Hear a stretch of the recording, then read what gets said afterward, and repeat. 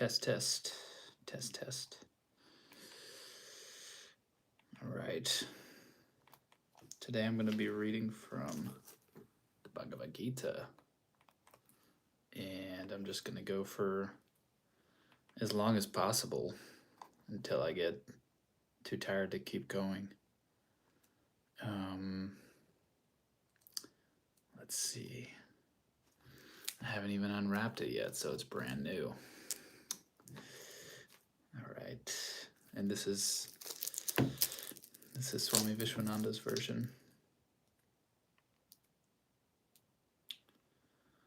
Paramahamsa Sri Swami Vishwananda's version. I'm just getting this little audio recorder set up so I can have a backup copy of the audio. All right, cool. Test, test, test. Test, test. Testing the levels. Check, check. It's a little loud. Okay. Check, check, check. Check, check, check. All right, let's go for it.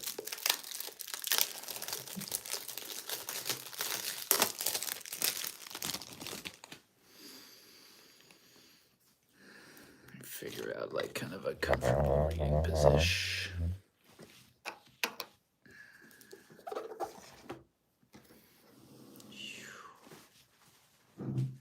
Okay.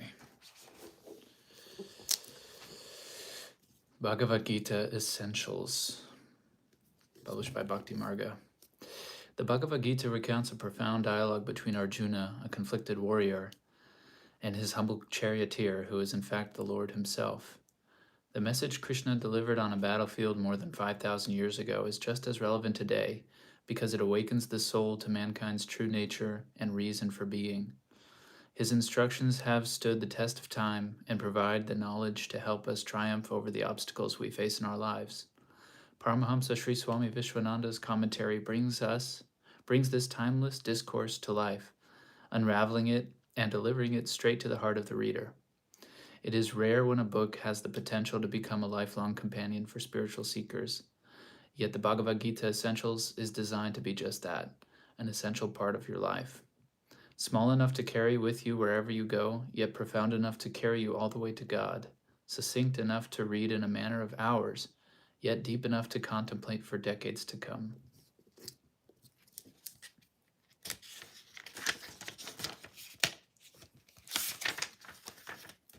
Bhagavad-Gita Essentials. Forward. Thousands of years ago, in the middle of chaos, uncertainty, and fear, on an enormous battlefield, supreme knowledge was given to humanity. We know it now as the Bhagavad-Gita. The Gita is a narrative between God and a conflicted warrior named Arjuna. The Supreme Lord, in the form of Krishna, plays the humble role of a charioteer who masterfully instructs Arjuna about the profound mysteries of life. The truth is, the world we are living in today is the same battlefield Arjuna found himself on. The only difference is that the battle each one of us faces is not on the outside, but on the inside. In the face of these trials, we need a source of greater wisdom to help us overcome the devastating impact on our thinking, emotions, and reactions. Fortunately for us, Krishna's instructions have stood the test of time and provide the knowledge to help us triumph over the obstacles we face. Paramahamsa Vishwananda's commentary on Krishna's teachings opens up and applies the wisdom of the Bhagavad Gita to our lives today. Ultimately, it helps us understand that we have a relationship with God and that the goal of life is to become fully aware of that divine connection. If we can integrate the teachings of the Bhagavad Gita and Paramahamsa Vishwananda's commentary this way, we will begin a uniquely personal journey that takes us from the mind to the heart. And despite the challenges along the way, it is the guidance of the Guru that can help us to walk with trust and courage. R.C.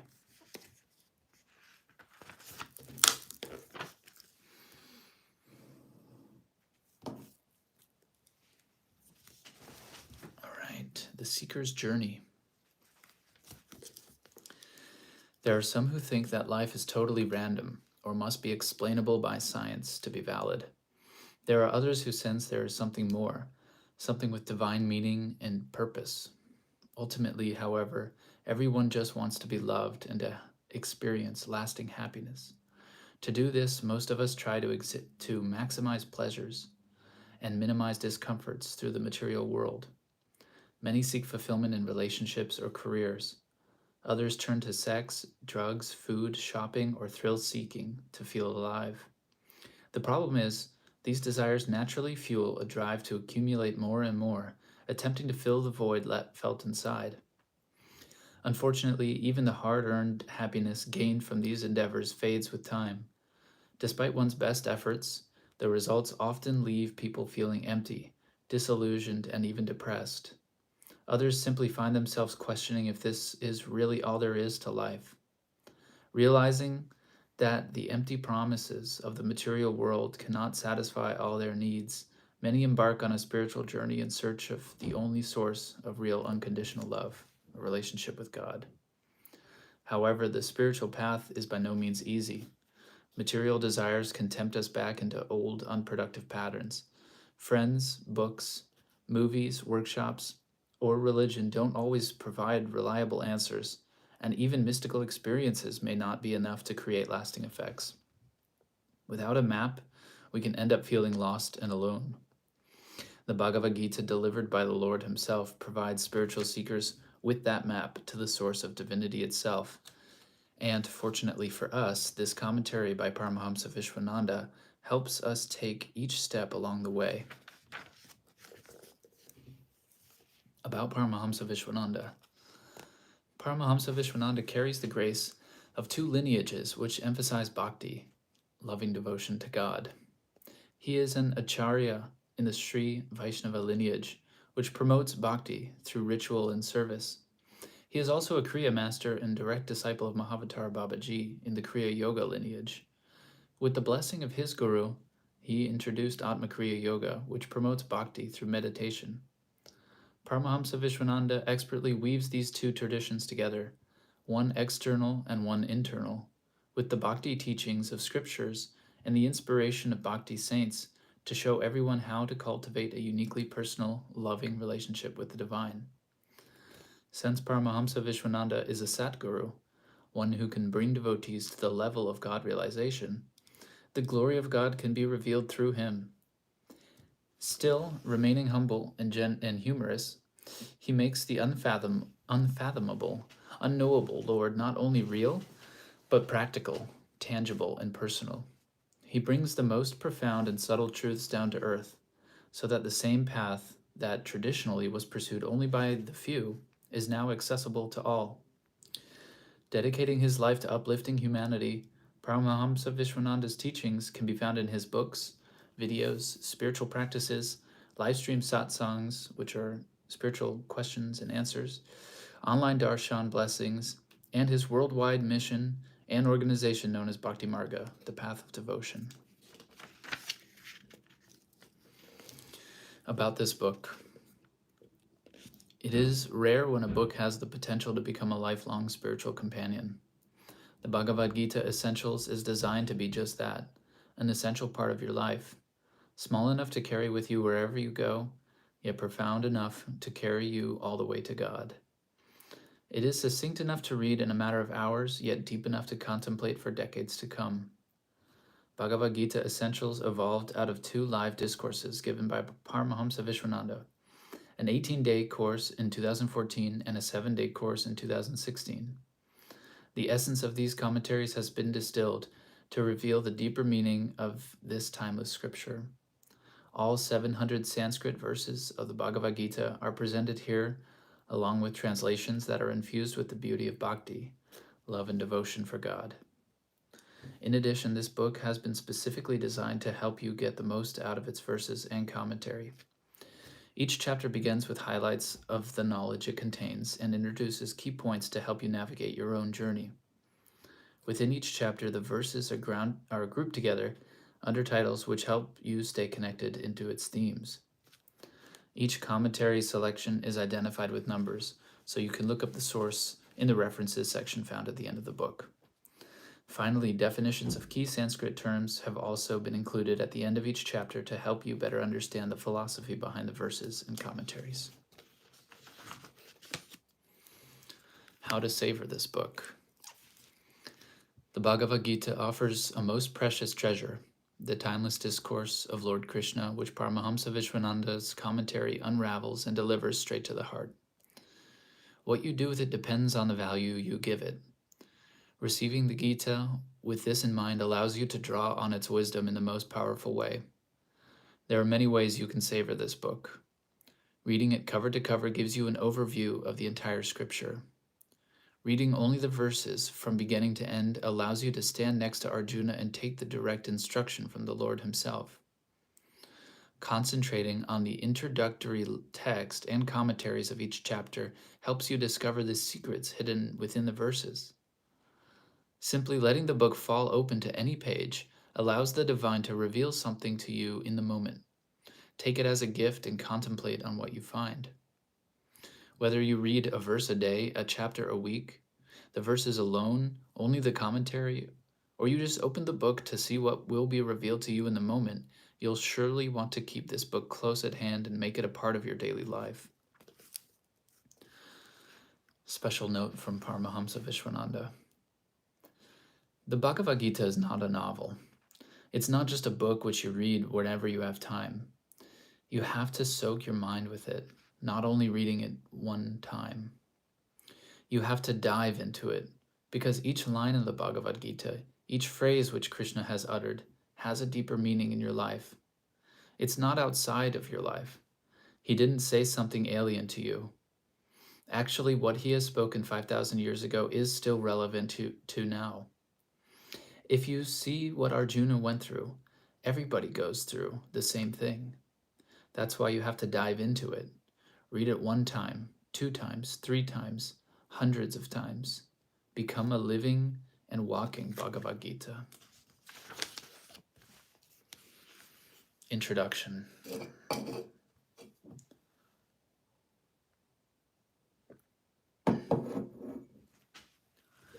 The Bhagavad Gita provides instruction and offers real, practical teachings on yoga, self-mastery, and attaining perfection.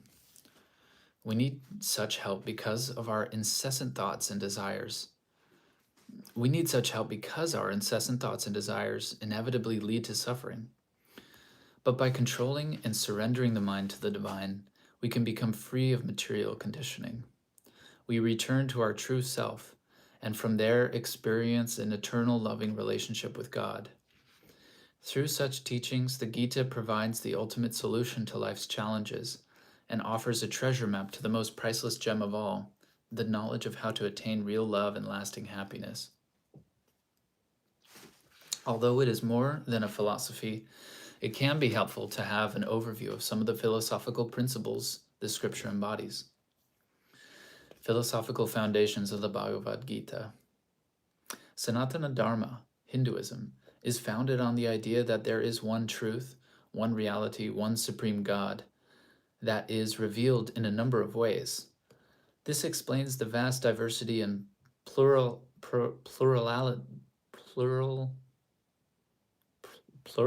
that exists within this way of life. Various gurus and saints have come to humanity to reveal different traditions and pathways upon which the seeking individual can attain a first-hand experience of God. This has led to an immensely rich and profound spiritual culture, which has lasted thousands of years. But amongst all these elements is the Bhagavad Gita, which has emerged as the flagship scripture. In just 700 verses, it manages to explain all the key spiritual truths. The divine nature of the self, reincarnation, karma, the nature of God, and so much more are all neatly woven together in one discourse. Despite the wide range of thought within Sanatana Dharma, the Gita has remained a unique source of authority in philosophical matters. This can be seen by the huge number of commentaries given by gurus, teachers, and scholars. Although given 5,000 years ago, the teachings of the Bhagavad Gita describe eternal truths which are entirely relevant to this day and age. Each verse is saturated with meaning and should be seen not as mere philosophical statements, but as meditations designed to dispel ignorance. By regularly engaging with the teachings, one can develop the wisdom to move forward in life and progress on the spiritual path. God in the Gita. Each tradition within Sanatana Dharma views God in a different way, and amongst them, Vaishnavism is one such tradition that holds Vishnu, Narayana, as the Supreme Lord. He is the original person, the source of creation, the ground of all that exists. Krishna is an avatara, a complete incarnation of the Supreme Lord, who has entered this material world to uplift humanity. The Gita, therefore, is fundamentally a Vaishnava scripture. Throughout it, we are repeatedly reminded of how everything depends on Krishna, of how he is intrinsically present in the world, and at the same time how he is beyond all of it.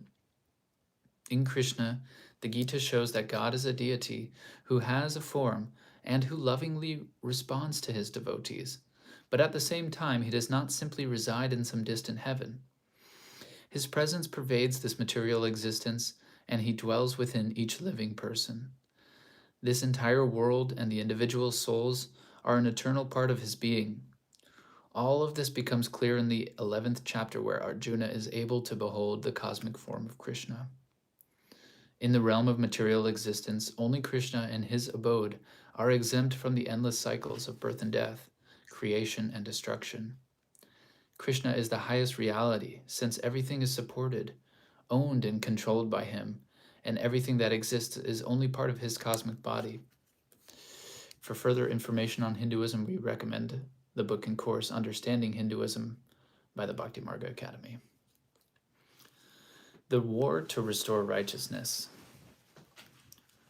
The Bhagavad-Gita is part of a much larger scripture known as the Mahabharata, which details the history of kings in the ancient Kuru dynasty. It all takes place about 5,000 years ago in India. Pandu ruled the kingdom of Hastinapura, but due to a curse, he retired to the forest with his wives, leaving his blind brother, Dittarastra, to take the throne. Eventually, children were born. The 5 sons of Pandu, Yudhishthira, Bhima, Arjuna, Nakula, and Sahadeva, were known as the Pandavas, while the 100 sons of Dittarastra were called the Kauravas. The righteous Pandavas were continuously persecuted by the jealous Duryodhana, the eldest of the Kaurava cousins. Eventually, this ongoing feud led to the kingdom being divided between the two families. Unable to tolerate the growing success of the Pandavas, Duryodhana arranges a deceitful gambling match, the result of which forces the 5 brothers and their wife, Draupadi, into exile. After 13 long years, the Pandavas return to claim their kingdom, but despite repeated efforts for a peaceful resolution, Duryodhana refuses to compromise. In order to restore righteousness and vanquish the tyranny of the Kauravas, the Pandavas are left with no other choice but to wage war. At this point, both sides gathered up their allies in preparation. Despite their affection for the Pandavas, many elders and their relatives, such as their grandfather Bhishma and their teacher Drona, joined the Kaurava army. All are profoundly aware of Duryodhana's arrogance and unrighteous behavior, but filled with a sense of duty to their kingdom, they are ready to fight for him. Consequently, one family stands divided on the Kurukshetra battlefield. Arjuna and Duryodhana both approach Krishna for help in the coming battle. Much to their surprise, Krishna has taken an oath that he will not fight for any side. Instead, he presents 2 choices to both of them. In one hand, he offers his immensely powerful and illustrious army. In the other, he offers himself, alone and unarmed. Arjuna is given first choice, and without doubt chooses Krishna. Duryodhana is both shocked and relieved. Without hesitation, he gleefully accepts the army that he thinks will assure him a victory. Duryodhana assumes Krishna to be an ordinary mortal, fallible and limited. He views him as a means to fulfilling his desires. Arjuna, on the other hand, sees Krishna as his dear friend and indeed as his world. He does not care for the army, the kingdom, or any of... He does not care for the army, for the kingdom, or for any victory. He simply wants Krishna. It is this bond of love that causes the Lord to serve Arjuna. As a result, the original creator of the universe, the all-pervasive, omnipotent personality that is Krishna, takes on the role of a humble charioteer. The Lord takes the lead. Arjuna's confession and distress at the beginning of the battle provides the space for Krishna to transcend his position as a charioteer, cousin, and friend. He then assumes the role of the spiritual guru and takes responsibility for Arjuna's spiritual evolution, while we, as the reader of this timeless dialogue, take the place of Arjuna. Krishna is none other than the Supreme Lord Narayana. Of his own will, he enters into creation to restore righteousness and awaken the hearts of his devotees. Within this one form of God, there is the potential for every kind of relationship with God. For example, as a child, Krishna grew up in the forest of Vrindavan, tending to the cows. Wherever he went, his all-attractive persona captured the minds of the people. His mother, Yashoda, attained the highest form of love through material affection. His cowherd companions evolved through friendship with him. The simple gopis, cowherd girls, saw him as their lover and reached ecstatic states of devotion. But the secret of his divine nature is not revealed to everyone.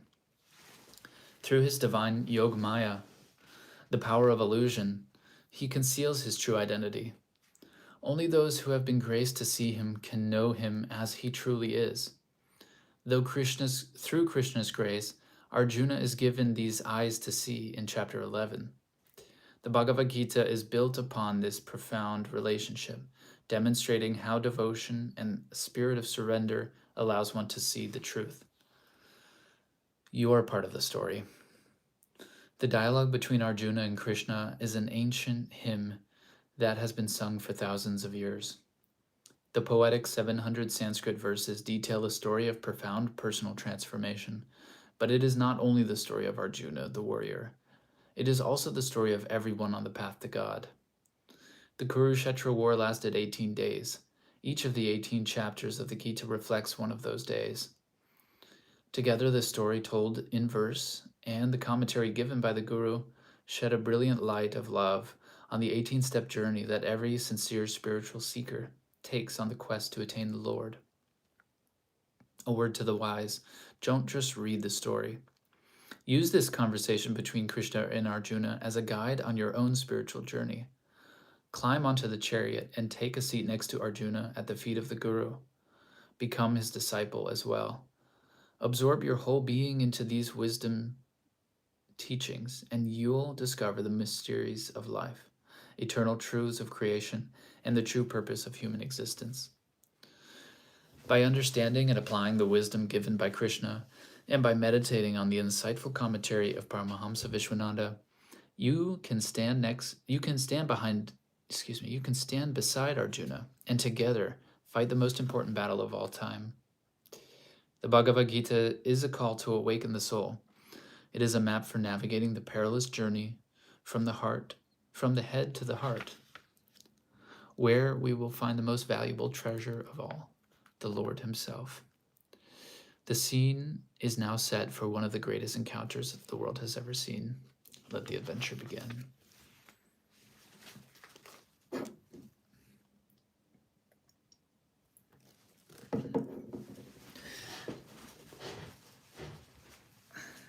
Chapter 1.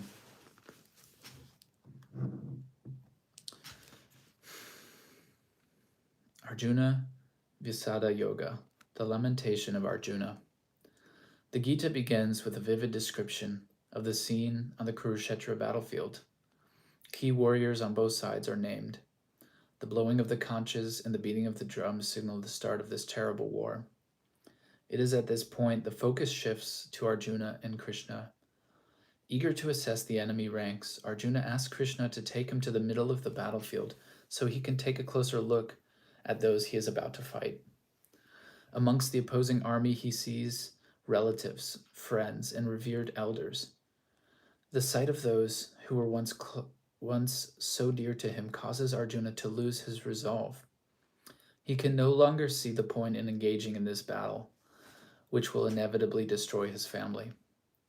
Confused about his duty and overwhelmed with compassion for his enemies, he begins to pour out his heart to Krishna. Surely, he argues, this war cannot be based on righteousness. He repeatedly makes the point that killing one's own family for the sake of a kingdom will only produce dire consequences for the future. After making his case, the chapter ends with Arjuna casting aside his bow in grief.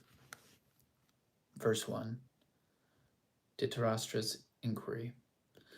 Dittarastra says, O Sanjaya, after they gathered on the holy field of Kurukshetra, being eager for battle, what did my sons and the Pandavas do?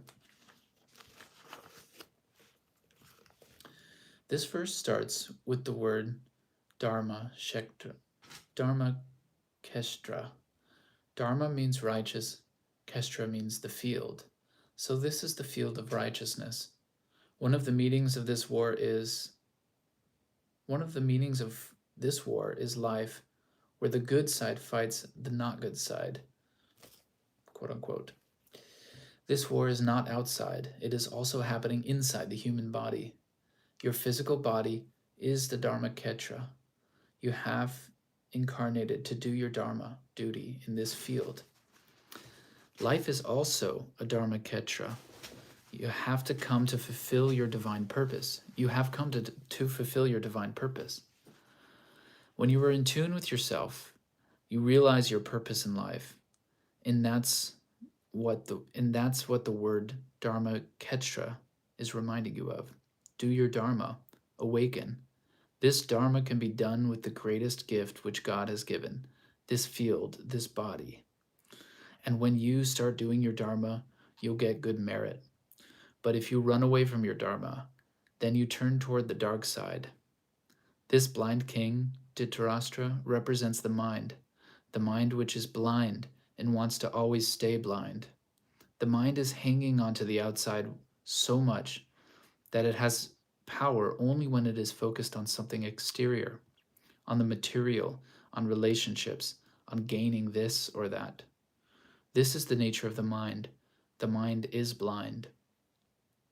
Both families were from the Kuru dynasty, but the king refused to recognize the Pandavas. The mind doesn't recognize the good qualities which are present in oneself. The mind can only look toward the senses, looking always toward the outside. The self and the positive qualities which are present inside are not comprehended by it. Verses 2 through 13, the warriors are introduced.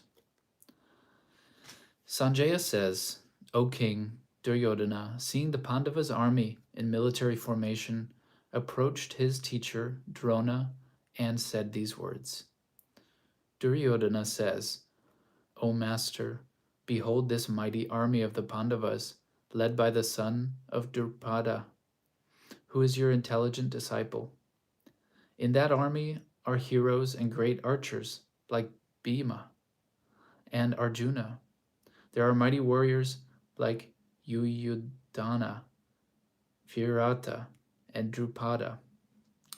There is Drishdeku, Ketinana, and the vigilant king of Kashi, Purjit, Kunibhuja, and Sibya, all of whom are the best among men.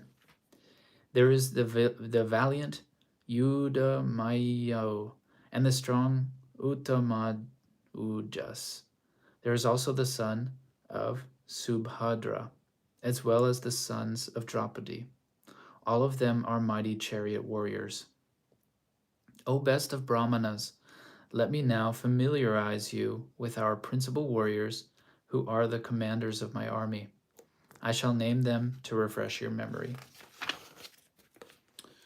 There is yourself, Bhishma, and Karna, the victorious Kripa, Asvantama, Vikrana, and Jayadrantha, the son of Somadata. Somadatta. And there are many other heroes who are determined to give up their lives for my sake. They are all experts in weaponry and experienced in the art of warfare. This force of ours, marshaled by Bhishma, is immeasurable, while their strength, controlled by Bhima, is limited. All of you, therefore, shall make every effort to guard Bhishma, whilst stationed at your respective positions in the army. Sanjaya says, Then the valiant grandsire Bhishma and the most senior of the Kuru clan, roaring like a lion, blew his conch to encourage Duryodhana. Suddenly the conches and kettle drums, trumpets, tabors, and horns erupted forth, and the sound was terrific. Duryodhana represents this great pride that is born from the mind. When the mind is very active, one becomes proud of many things, proud of knowledge, proud of what one has. The army of the Pandavas was arrayed in a very special formation. Seeing this orderly formation, Duryodhana felt much nervousness and anxiety inside himself. Anxiety appears when one is proud. Even if pride appears very strong on the outside, in reality it has a lot of weakness in it. Why does pride arise? Do you think it is out of strength? No. In reality, pride arises due to the weakness that one has inside. Even if somebody says, yes, I am very proud of this and I am very proud of that, you can feel that in this pride, this pride is actually weakness. When pride arises, people think, yes, I am very confident. No, it is the mind that perceives the pride. No, it is the mind that perceives pride as confidence. In reality, one is running away from something, from the opposite of pride, which is humility. When one is running away from humility, one only appears to be very grand and confident. When you start on the spiritual path, your pride sees all your good qualities, but then the mind becomes anxious. This pride tries to make you reason, tries to make you go sideways in a cunning way. That's why Duryodhana rushes to Dronacharya, the great teacher of both the Kauravas and the Pandavas. Dronacharya represents attachment to the material world. He represents the greed in man. Dronacharya also had good qualities. He was a great teacher of military science. Sometimes he would even advise Bhishma. He was the royal guru. But when the pride of Duryodhana saw the greed in Dronacharya, he said to himself, "Let me go and free his greed. Let me corrupt him." Then he praises Bhishma. Bhishma represents the ego. He was very powerful. He was the great uncle of the Kauravas and the Pandavas and was considered the greatest of all the Kuru dynasty. He was very virtuous.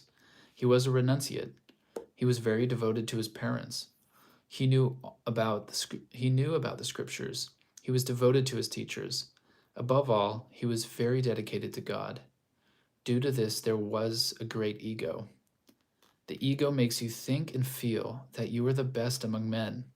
You are the most knowledgeable of all. You have knowledge of everything, and that blinds you. Even if you have many good qualities, if you are egotistic, all these good qualities are nothing because it is all self-centered. Duryodhana continues, "There are many more heroes who have sacrificed their lives for my sake." You see, pride has many friends, and most of these friends have qualities similar to him.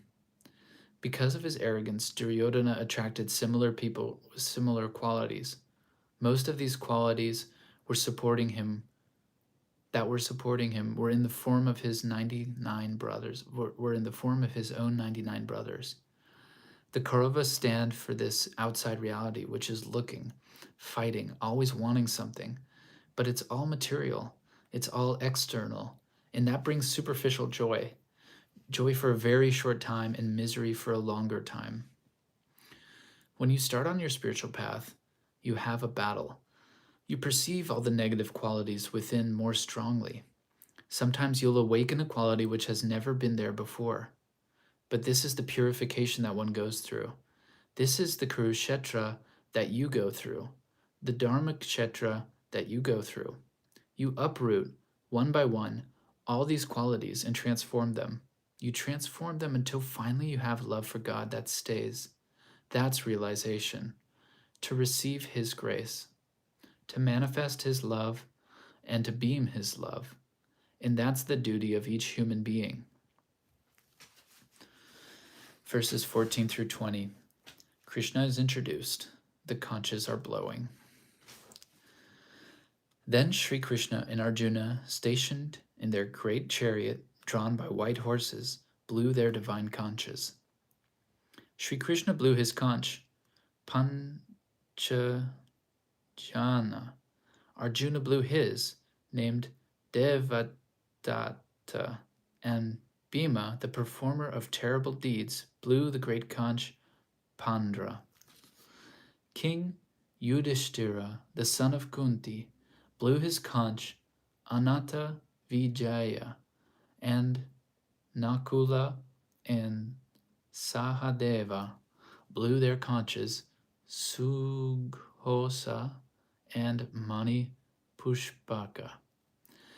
Then the supreme archer, king of Kasi, and the mighty warrior Sikandi, Dishtadyumna, Virata, and the invincible Satyaki all blew their respective conches.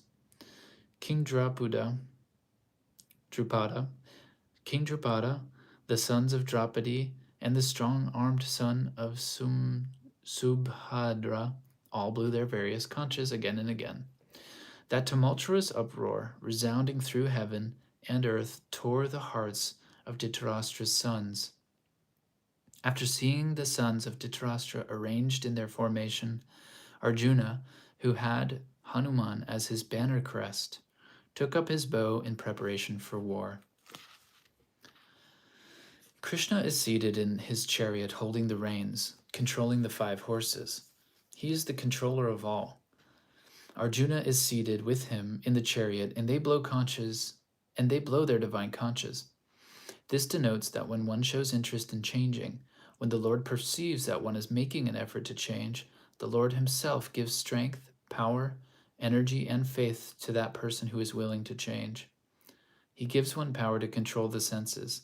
The 5 horses pulling the chariot represent the 5 senses. Imagine all these people blowing conches.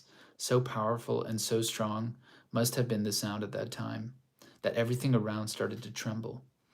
And not only there, on the battlefield, but also in the heavens. It didn't happen just in the physical world. It also happened in the spiritual world. They used the conch to announce the beginning and end of war. The sound is Om. This sound, which vibrates, shows that the end, no matter how big the battle is, how strong or difficult it is, one finds one's way. At the end, everything resounds in the cosmic sound. At the end, it is through this cosmic sound that one attains realization. This cosmic sound is the word of God himself. The conch and the bell are not just mere instruments. When one blows the conch, it awakens the divinity inside. It awakens clarity inside. It vibrates, and the vibration also vibrates in your brain. The same is true of the bell. When you go with full force on your spiritual path, nothing can move you.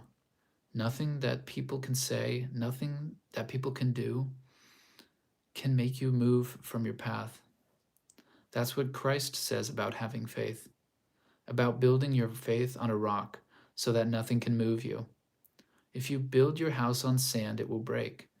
If you build your house on a rock, it will be very strong. This sound that we are talking about is the inner strength. When you have inner strength, it's not only in your heart, your whole being will be full of energy. From head to toe, you'll be full of energy, because that energy is not from the outside. It is from deep within. This energy is from God himself, from Krishna himself, and it beams out and gives you support and strength to move forward. But you should not look at your weakness. Even if you see the weakness, it is part of you, yes, but hang on to your strength. Verses 21 through 24, between the two armies. And he spoke, O king, these words to Sri Krishna. Arjuna says, O Krishna, station my chariot between the two armies. I wish to look at those who are present here and know exactly who I have to fight in this great battle. I'm eager to see those who have gathered here to please the evil-minded son of Dittarastra, Duryodhana. Sanjaya says, O Dittarastra, having been addressed by Arjuna, Sri Krishna stationed that best of chariots between the two armies. Arjuna said to Krishna, move my chariot in between. So this in-between state stands for neutral. You are neither on one side nor the other. You are neither on the good side nor on the bad side. For you to be able to observe, you have to be in that neutral state, that neutral point. Very often people take decisions in life being on one side. You are on one side. If you are on one side, there is always judgment. There is always confusion. Testing times may arise in the form of troubles. Often one doesn't want to go through it, and so one tries to bypass it and go sideways. But life is like this. Life is a great lesson. If you don't face your problems, if you don't face your negative quality and look at it in the eyes, you'll never become strong. If you always try to go sideways, you will not learn anything. Arjuna says, place me between them. Let me see, face to face, eye to eye, what are these qualities? What is this pain? Let me go above it, rise over it, master it. I wish to see who I am to fight. Here it is not about fighting. It is about transcending. What will I transcend? Which quality? This is self-analysis. This is the point where Arjuna is analyzing. Arjuna here represents self-observance. Observe all your qualities, your quote-unquote good qualities and your quote-unquote not good qualities. And then you can know how to overcome them, transcend them, and transform them. Verses 25 through 47. Arjuna refuses to fight.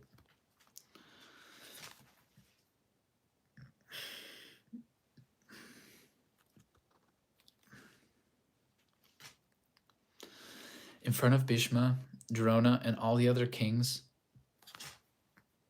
Krishna says, O Arjuna, behold all the Kurus who have assembled here. Then Arjuna saw standing there fathers and grandfathers, teachers, uncles, brothers, sons, grandsons, and friends.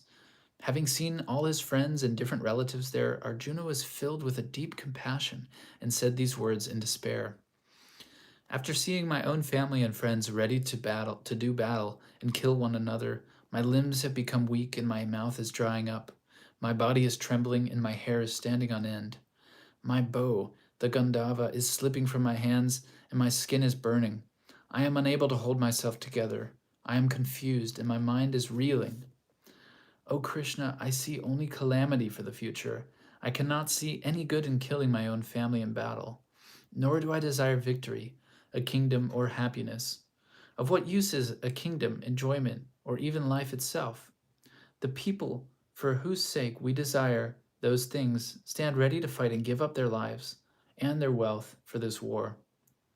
Teachers, fathers, sons, and also grandfathers, uncles, fathers-in-law, and grandsons, brothers-in-law, and other relatives stand before me. O Krishna, they may wish to slay me, but I have no desire to kill them, even if it were to rule the three worlds, much less for this earth. If we kill the sons of Dittarastra, what joys will be ours, O Krishna? Sin alone will stain us if we kill these aggressors. Therefore, is it not right that we slay the sons of Dittarastra? Therefore, it is not right that we slay the sons of Dittarastra. How can we rejoice, O Krishna, if we kill our own relatives? Even though these people, whose minds are overpowered by greed, see no evil in destroying their family and betraying their friends, why should we, O Krishna, who do recognize this evil, engage in such sinful deeds? If the family is destroyed, its ancient traditions perish, and when traditions perish, unrighteousness overtakes the whole clan. When unrighteousness prevails, O Krishna, the women of the clan become corrupt. When women become corrupt, the future generations will follow. The mixing of social clans creates a living hell both for the family and for those who destroy it. Consequently, the ancestors of such a family will certainly fall because they will be deprived of their ritual offerings. The sinful deeds of those who destroy their family and mix social clans ruin the ancient traditions of our clan. We have heard, O Krishna, that there is certainly a place in hell for those who destroy such family practices. Alas, we have resolved to commit a great crime, in that we are ready to slay our own family just to rule and enjoy the pleasures of a kingdom. Even if the fully armed sons of Dittarastra were to slay me in battle, unresisting and unarmed, that would be better for me. Sanjaya says, having spoken these words on the battlefield, Arjuna threw aside his bow and arrows, sat down on the seat of his chariot, his heart overwhelmed with grief. You were born for a reason, and that reason is to realize yourself, to awaken the divinity inside of you, and to bring it to others, not merely to say, okay, I have a good life. You are born with all your negative qualities. They are dormant inside you. Throughout many lifetimes, you have carried them with you. But when the time comes for you to remove them, you just sit there and say, no, I can't do it. The same was true for Arjuna. He's just sitting there saying, I can't do it, because he is still holding on to his weaknesses. Arjuna is overtaken by emotions which will stop him from fighting. So he becomes cowardly, very soft. If you are soft, you can't help anyone. You have to be strong. Here Krishna reminds Arjuna that he will not move forward if he is weak. Yet Krishna allows this feeling to awaken in Arjuna because he is purifying him. He is showing him, look at this clearly. It is not outside, it is inside of you. These people who you see outside of you, why do you feel this connection with them? Because they are inside your heart. These negative qualities that you see outside in other people, they are not outside, they're inside of you. If you want to transcend them, you have to dig them out from the inside. You have to remove them from deep within, not just superficially by the mind saying, ah, yes, I have changed, it's finished, good. Now God loves me and I love God. No, it doesn't work like that, because loving God has to come from inside. For him to manifest himself, for him to come to you, to run to you, a great amount of sincerity, strength, and power has to be there. In his confusion, Arjuna tries to find all kinds of excuses not to fight. He sees that Krishna is just looking at him, not bothered about these things. Arjuna is using all kinds of words to please Krishna, to make Krishna agree with him. Like I explained earlier, when one is in a depressed state, one will look to everybody else to acknowledge one's depression. Arjuna is depressed and trying to make Krishna say, poor you, we will not fight. He is trying to make Krishna acknowledge that whatever he is saying is right. He is in a state of deep confusion, and the great doctor is sitting there with him. Do you think that the great doctor would just sit there, start crying with him and say, oh my God, oh Arjuna, you're right, let's go back? Not a chance. Krishna is just listening and waiting for Arjuna to finish crying. It is like this in life. If you try to reason with a person who is in this state, it's of no use. The Lord is just watching and saying, okay, carry on. Do you have more? Send it. I am listening. I am patient. In life, your guru is always with you, whether you are on the left side or the right side, but you have to learn to listen. Here, Krishna is standing with him in the battle. In the battle of life, the Master is with you, helping you find your way out of this confusion. This inner confusion which Arjuna is going through is in all of us. You can't change the world outside. What you can change is yourself, but the willingness to change must be there. Because if you don't have the willingness to change, even reading or listening to the Bhagavad-Gita will not do anything inside of you. But if you have just a little percentage of that willingness, then the change will happen. Arjuna is reduced to a very terrible state. In daily life, you see many people who go through that state, but it's a very important state because in this state, you are building your base in spirituality. If you are weak, you can't stand on the spiritual path. You have to become strong. Don't look only at the situation. Often, certain situations happen in life that we don't want to see. Here Krishna is saying, look at it, face it, and go beyond it. At the beginning of your spiritual path, it's not easy. You have to fight that mind. In the battlefield of life, if you create an illusion to make yourself feel happy, then if anything appears in front of you, in this battlefield of life, if you create an illusion to make yourself feel happy, then if anything appears in front of you, you try to find ways to run away from it. This is cowardice, going sideways, putting it in a drawer. You will never be free because sooner or later you will be facing the same thing again.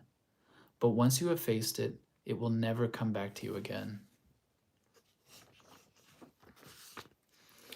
Chapter 2, Sankhya Yoga, the eternal nature of the soul.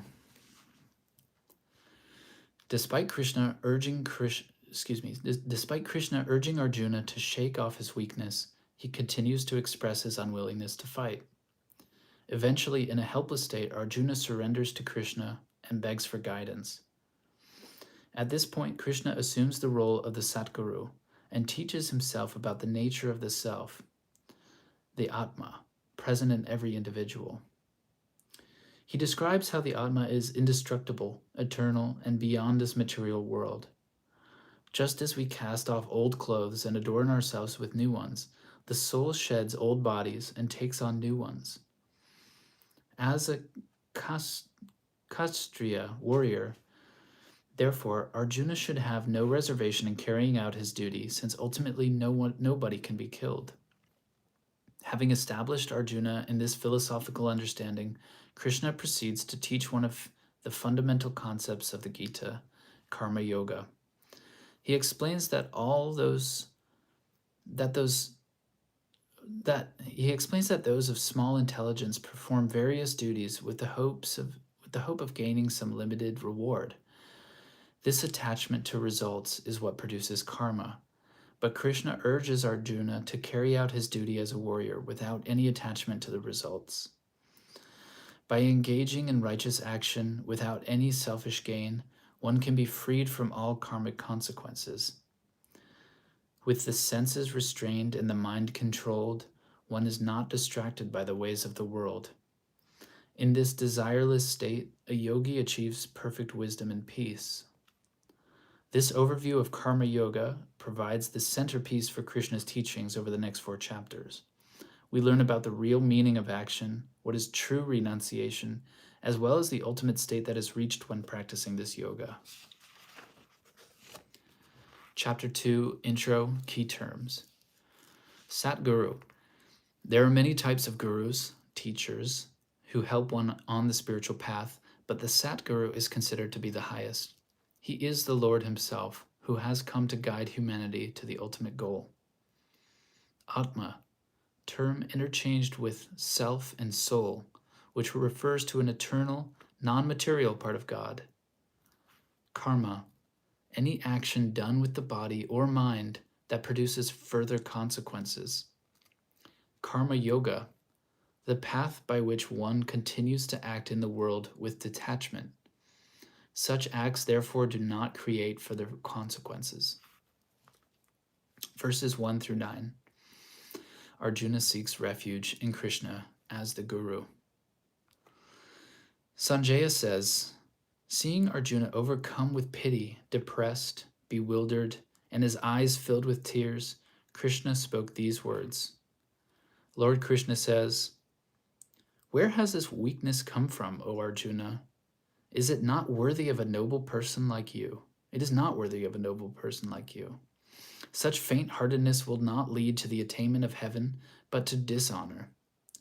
Do not give in to this unmanliness, O Arjuna. It does not befit you. Throw away this weakness and arise, O vanquisher of enemies.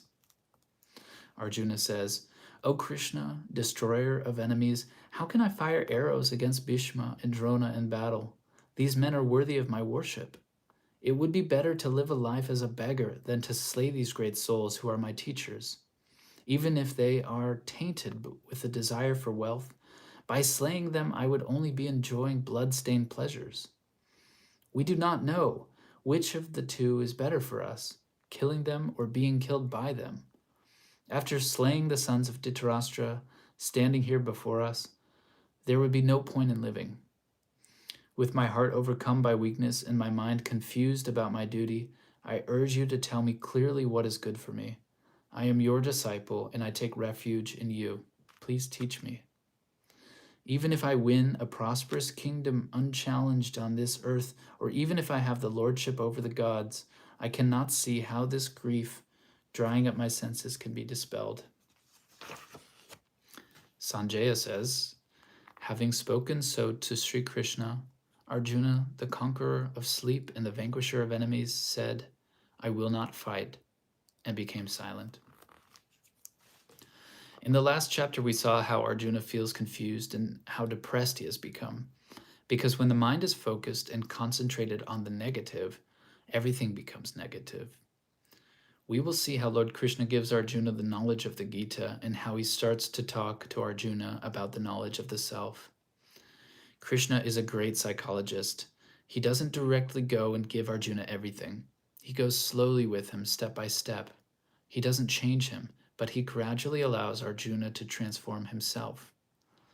In this chapter, Krishna becomes the guru. At this time, Arjuna has been looking at Krishna as his cousin and as his friend.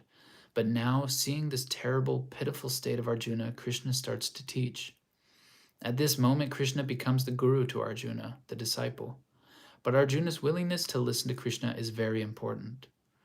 How can Krishna tell something to Arjuna if Arjuna doesn't want to listen? In the first chapter, you saw that Krishna doesn't say much. He keeps quiet and listens to what Arjuna has to say. But when Arjuna is tired of talking, then Krishna reveals to him the Gita. Only when you can listen can you change. If you can't listen, how will you change? You will never change. Life is like this. If you don't learn to listen and observe, you will not transform. The instruction of the Guru is like a seed which is planted in fertile land. If the disciple's heart is like a stone, nothing will grow from it. When a disciple takes refuge in the Guru, the disciple must completely accept the superiority of the master. This is what Arjuna is accepting. When you come to the master, you have to come as an empty vessel so that you can be filled. That mind must be emptied to receive. You have to have this willingness to change to have the full benefit. If you start to think about what you are losing, you will never get anything, because on the spiritual path, you may lose everything on the outside, but in reality, you are gaining everything. Arjuna's eyes are brightened and his mind is completely transformed. His whole attitude has changed. With folded hands, he knows that by taking this role of the disciple, that the Lord, the God Almighty, the Omniscient, and the knower of all hearts, has taken the form of the Supreme Master, and that he who is full of love, greatness, virtue, knowledge, he who is non-attached, who can't be touched by karma or by anything, is his dear friend. And from being his best friend, he has become the supreme guide and the supreme divinity. This is the greatness of the Guru. The Guru does not have just one role. He is not just a teacher. He takes different forms, a multitude of aspects, because the life of a Guru is not for himself, but for others.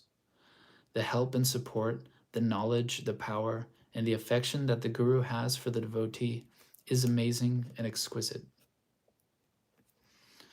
Verses 10 through 30, the eternal nature of the soul.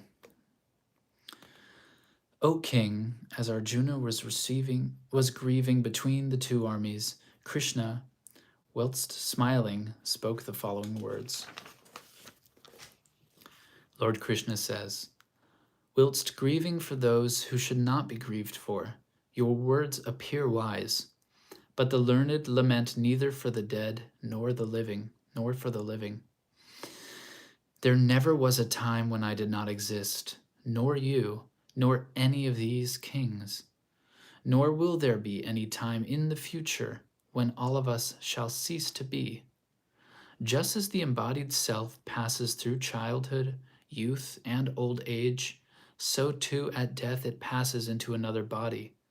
But a wise man is not bewildered by these events. The contact of the senses with their objects, O Arjuna, give rise to feelings of cold and heat, pleasure and pain. They come and go. They are impermanent, so endure them without being disturbed. One who is unaffected by these, O best of men, and to whom pain and pleasure are the same, that steadfast person alone is worthy of immortality. The unreal can never come into being, and the real never ceases to be. This is the conclusion of those who have seen the truth. It is indestructible and pervades the whole material universe. None can cause the destruction of the imperishable self. The material bodies of the self are said to have an end, while the self itself is eternal, indestructible, and incomprehensible. Therefore, fight, O Arjuna. One who believes that the self can kill, and one who thinks it can be killed, both are in ignorance, and for the self neither slays, nor is it slain. The self is never born, and it never dies. It has always existed, and will never cease to exist. It is unborn, eternal, everlasting, and most ancient. It is not killed when the body is slain. Arjuna, if one knows this self to be indestructible, unborn, unchanging, and eternal, how and whom does one cause to be killed, and whom does one kill? As a person casts off worn-out garments and puts on new ones, so does the embodied self cast off its worn-out bodies and enter into new ones.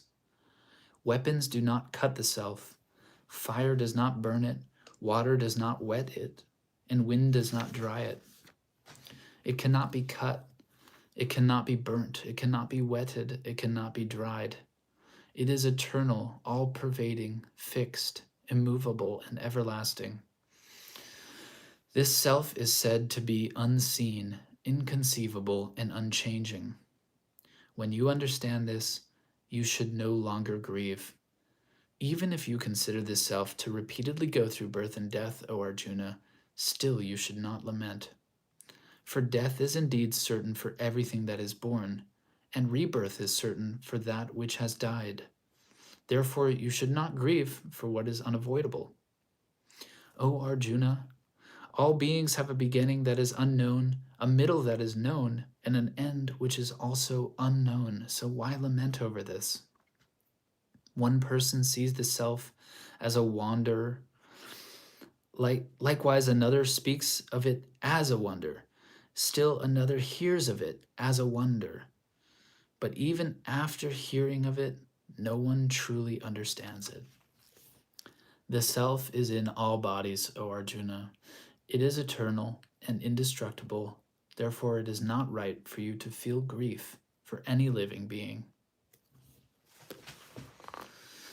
Now it is the beginning of the Gita. The real Gita starts with the smile of the Lord. All that came before was just a preparation for this.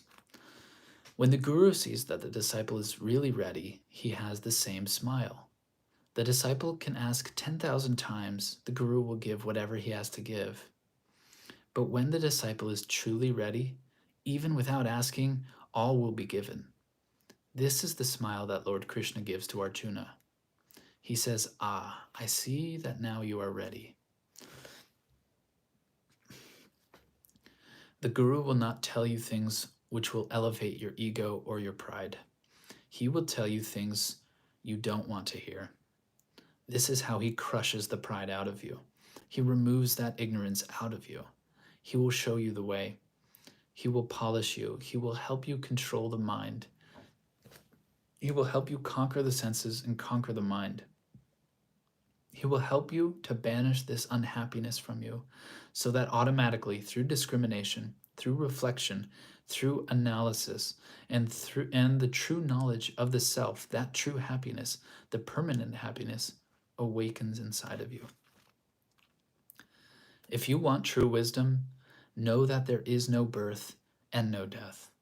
You are the Atma. You are the eternal. For the Atma, there is no beginning, there is no end. So why do you mourn? You have come here to attain a higher reality. You have come here to do a higher work than what you realize. Krishna tells Arjuna that the wise never grieve in this way. The one who has the knowledge of the self, the realized one, knows that the Atma is eternal and that there is no point in mourning or grieving.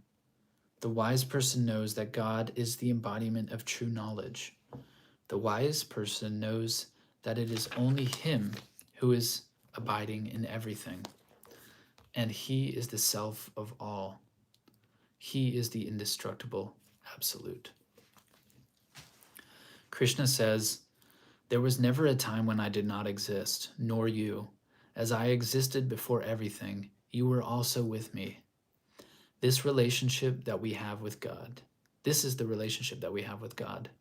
We are always with Him, and He is always with us, whether you want it or not. You can be the greatest atheist, and you can say God doesn't exist. It doesn't bother Him. You have an identity. You will always have it. You have ever existed with Him. You are never separate from Him. We all existed before our birth, before we manifested here in these bodies, and we will carry on existing long after these bodies have disappeared. That Atma will always live, even if everything gets destroyed. The body goes through recycling because it's made of the 5 elements, and the 5 elements go back into nature. But the self remains untouched, unchanged, immutable, indestructible, and it is eternal. It is not created. If something is not created, that means it can't die. How you see the body is important. It doesn't mean that now you have heard that the body is decaying, and that it doesn't mean that now that you have heard that the body is decaying and deteriorating, one shouldn't care about it. Then realization will not come to you, because this body is the vehicle to attain that realization. Even the Lord Himself manifests on earth in a body. But you should not forget about the Atma also. Nowadays, people concentrate so much only on the external reality that they forget that they have a soul. So awake, my dear soul. Realize yourself. You are the Atma. Stop being in the sleeping state, because in a sleeping state, you will not realize anything. You have to be awake to realize yourself. Verses 31 through 38, the duty of a warrior. Furthermore, considering also your own personal duty, you should not hesitate. For a kshatriya warrior, there is nothing superior to fighting in a righteous war. Happy are the kshatritas, O Arjuna, at such an opportunity. A war such as this, that comes of its own accord, opens the gates to heaven. But if you do not fight this righteous war, you will be turning away from your duty and will lose your honor. Therefore, you will accumulate sin. Then people will forever speak of your disgrace, and for an honorable man, dishonor is worse than death. The greatest warriors will think that you have fled from the battlefield in fear. These men who hold you in high regard will then speak in contempt of you. Your enemies will condemn your ability. They will use words which should never be uttered. What could be more painful than that? If slain, you shall gain heaven. If victorious, you shall enjoy the earth. Therefore, rise, O Arjuna, and resolve to fight. Considering pleasure and pain, gain and loss, victory and defeat to be the same, prepare yourself for battle. If you act in this way, you will not incur sin. Krishna is saying, everybody knows that they are not the body. Everybody knows that they are not the mind. They are not the intellect, but yet they still identify themselves with them. This is due to the lack of true knowledge, lack of true understanding. You have received this knowledge through books. Reading wonderful books has given you this insight. You have heard many talks about it, but it has just remained as words which are pleasurable to you. It doesn't have any effect upon you. You are still running after the external pleasures. You are still running after things that are perishable. If you are looking at the soul only from the point of view of the mind, do you think that the mind can understand the soul? A mind which is always moving around is chanchala, restless, dancing and jumping like a monkey from one thought to the other. How can the mind, which is in constant movement, be still and perceive the unmovable? The mind will always move from one thing to another until one has gone deeply into the sadhana, spiritual practice, deeply into meditation and calmed the mind. Only then will the soul reveal itself. But before that, if the mind is still jumping around, the soul is unknowable. Considering pleasure and pain, gain and loss, victory and defeat to be the same, remind yourself that this is all just a game. Take this pair of opposites as being equal. Even if they appear different, they are the same. A wise man should not be completely taken over by joy when something is happening, but just stay calm. And those who are wise don't complain when there is some trouble. They analyze the situation. They are in a balanced state in both situations, in a happy moment or in an unhappy moment. When you do your duty in life, accepting what God is giving you to do, it draws you closer and closer to God realization. By accepting what God is giving you in your daily life, you are opening the gates to receive more. By showing that you are doing your duty, by accepting what God gives you in life, you are showing God that you are ready for a greater purpose in this life, for greater work. Krishna says, if you run away from this, it will not bring you any good. It will hurt you. It will be unrighteous. Especially on such an occasion, where doing this duty will help you open the doors to heaven. He says, accept life, accept whatever God gives you. Verses 39 through 53, the introduction of Karma Yoga. This knowledge which has been taught to you so far is based on Sankhya. Now listen to the teaching concerning Karma Yoga. When you act with this knowledge, O Arjuna, you will be free from the bonds of action. There is nothing to lose in this endeavor, nor is there any failure. Even a little practice of this yoga saves one from great danger. O Arjuna, on this path, the resolute mind is one-pointed, but the thoughts of the irresolute are many-branched and endless. Those who are unwise rejoice at the flowery words of the Veda, declaring, there is nothing superior to this. Such people are full of desires and have heaven for their goal. Seeking pleasure and power, they teach that the performance of various rituals leads to higher rebirth. Those who cling to pleasure and power and are attracted to those teachings cannot develop the resolute will of a concentrated mind. The Vedas deal with the 3 gunas, O Arjuna. You must free yourself from these gunas and from the pairs of opposites. Being ever established in the sattva guna, do not care about acquiring things, nor about protecting what has been acquired. Instead, be established in the self. The purpose of a reservoir is easily met by an area flooded with water. In the same way, The knowledge of the Vedas is easily met by a sage who is self-realized. You have a right to act, but not to the fruits of that action. Do not allow rewards to be your motive for action. At the same time, do not be attached to avoiding action. Established in yoga and abandoning attachment, perform your duty. See success and failure with an even mind. This equanimity is the meaning of yoga. Arjuna, action done with attachment to the results is far inferior to this yoga. Seek refuge in that equanimous state.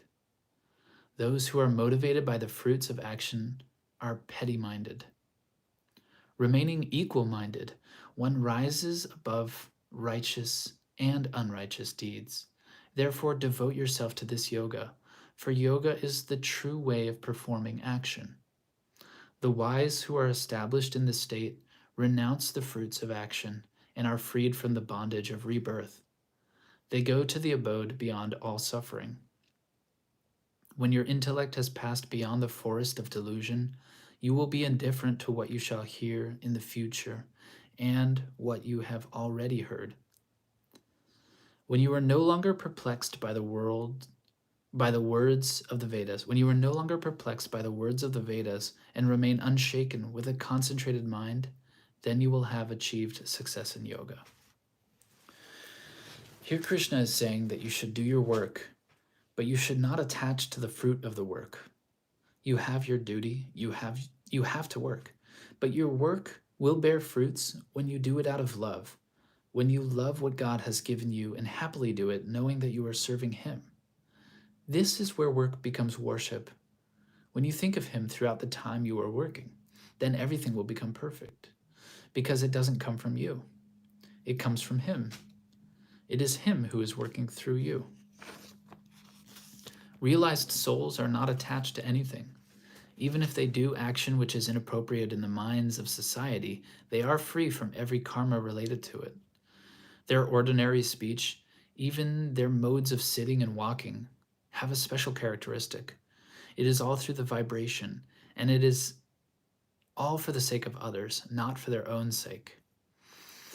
When you are attached, you become ineffective, because when you are only focused on trying to do things properly, you are not free. You don't have any freedom inside of you, because you are tense. Krishna says, if you do your action with the aim of serving the Lord, if you renounce this attachment to the result of the action, you will attain God realization. You can't renounce your actions, but do your actions with a selfless motive.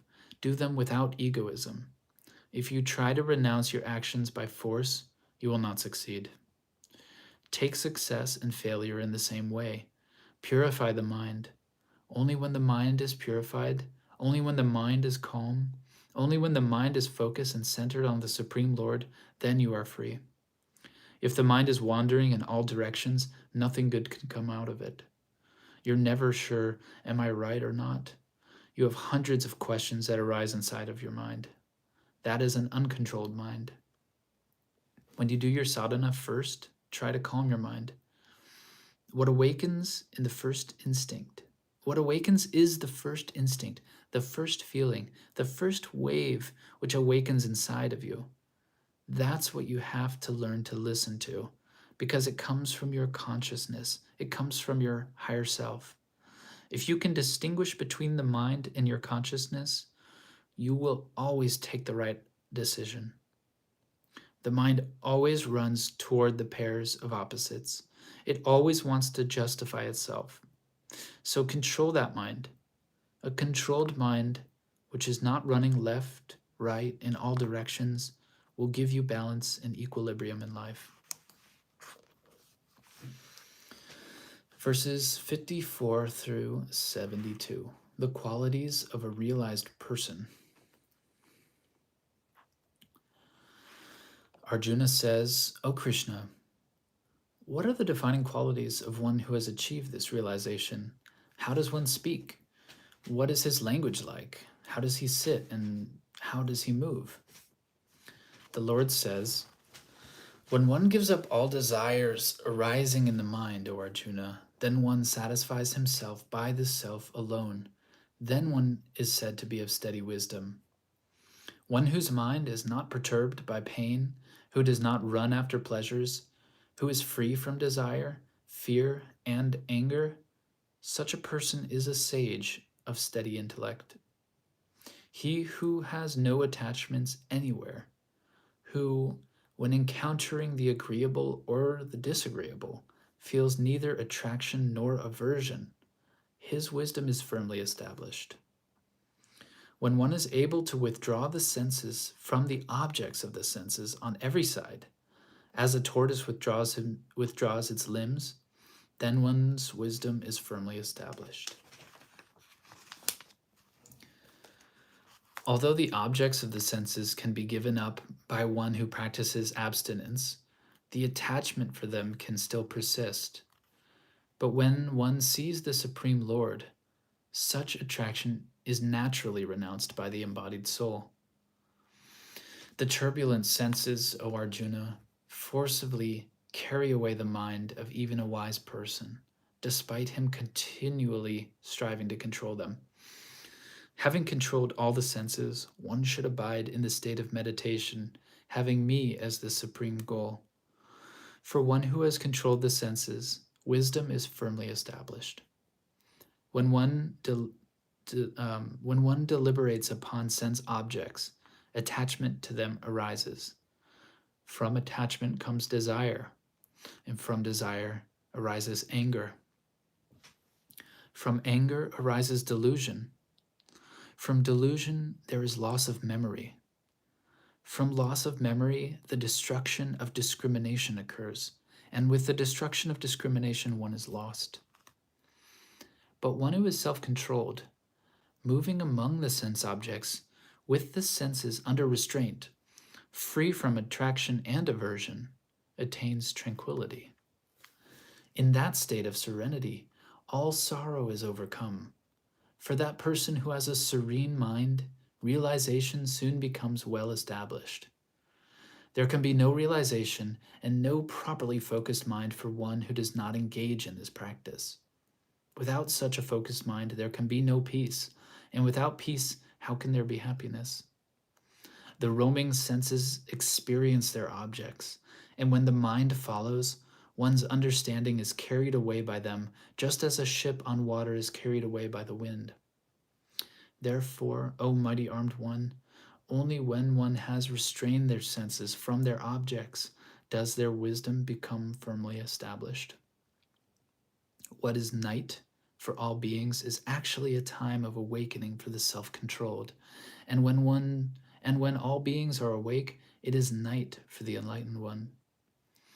Just as different rivers flow into the sea, which remains full, steady, and immovable, so too do desires flow into an enlightened person.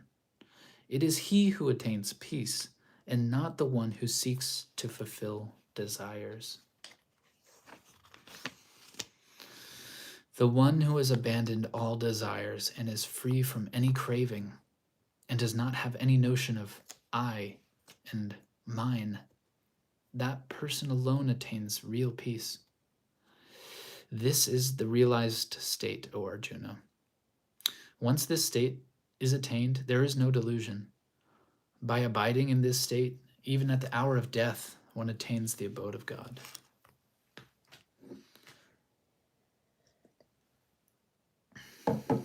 Don't run behind the sense objects. Long for something permanent. Long for God's grace. Don't long for wealth, external comforts, the desire for name, fame, glory, pride, ego, vanity.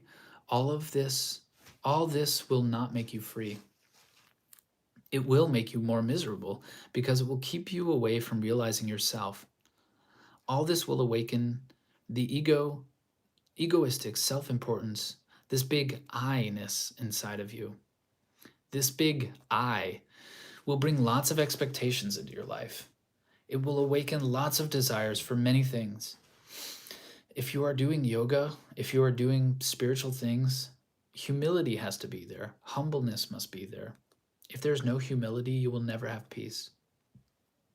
The whole problem starts when you start thinking. When you start thinking, you start comparing. When you start comparing, you lose everything. There's no peace of mind. And when there's no peace of mind, everything is destroyed. Whatever you have, be happy. God always gives you what you need. He also knows best when is the right time to give you what you need. If you learn to accept this, no matter what God will give you, it will be for your spiritual growth. Even all these desires will not have any effect on the person who is fully centered in the divine, whose aim is clear. Nothing will affect one's mental state.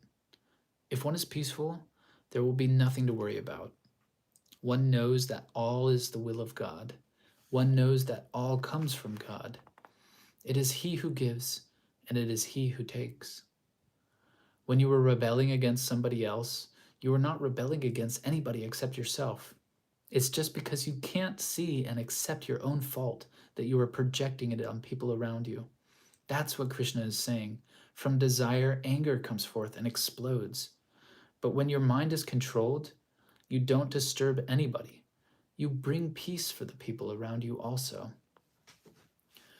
For those who have realized God, they reflect a different light. Whatever these great souls do is not for themselves. Whatever they do it in accordance with the will of God.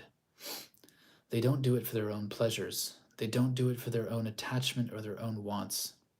Even if it appears that they are not doing anything, even if they are piling up a mountain of sand, they're always doing something for the benefit of the world. The same thing they have inside of them, they give to others. The Bhagavad-Gita is not just literature. These are not just nice words that Krishna wanted to say to Arjuna to prove that he has to fight. In reality, the Bhagavad-Gita is life itself. It is your life from the moment you start to search. When Bhagavan Krishna is talking to Arjuna, he's not only talking to Arjuna, he's talking to everyone about how to transcend from just being a human being and how to have this connection with him, to build this relationship with him. That's what yoga stands for.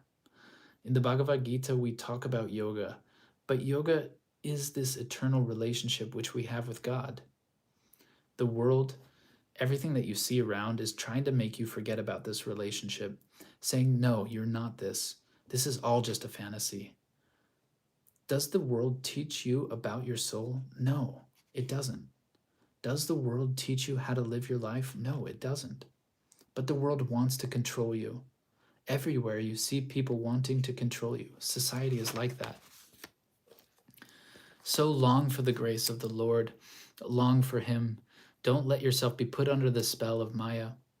Because Maya doesn't have any grip upon those who are centered in the Lord. They are free. They go everywhere.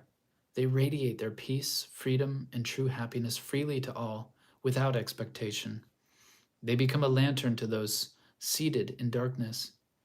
They become a guide to those who sit in darkness so that they can also start shining their light. This is the duty of a devotee, the duty of a bhakta. Once they have tasted that sweetness of the love of God, and once they are strong enough, they should help others find the light.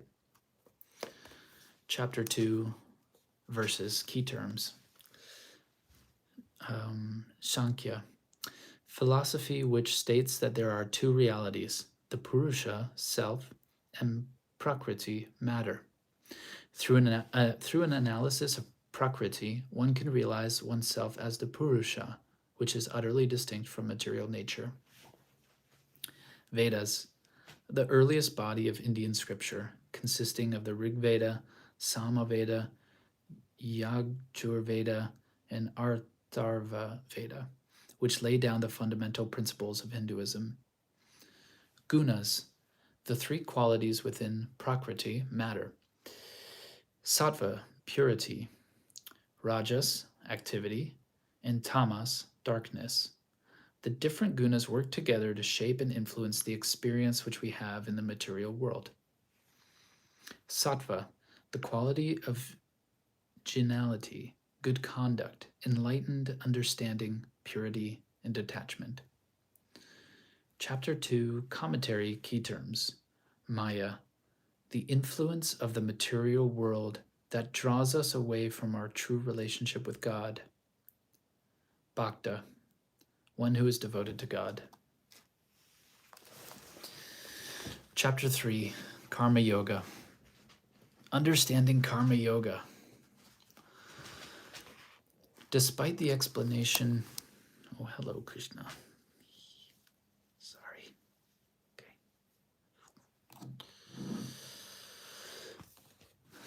Despite the explanation of Karma Yoga, Arjuna remains confused. If one has to renounce action, then why is he being urged to fight? Fundamentally, Arjuna does not see the difference between karma and karma yoga. Karma is any action done with the body or mind that produces further consequences. Karma yoga is about performing action in a detached state, thereby being free of any such consequences. Krishna replies to Arjuna's question by saying that realization of the self can be achieved through two methods: by setting aside all duties and contemplating on the Atma, Dhyana Yoga, or by carrying out one's duties in a detached way, Karma Yoga. But out of the two, Karma Yoga is the easiest. Dhyana Yoga, in the context of the Gita, ultimately requires renunciation of external action, and action as a whole is incredibly difficult to renounce. The very nature of life causes us to act. We cannot escape it. Therefore, we should carry out our duty without any attachments to the results.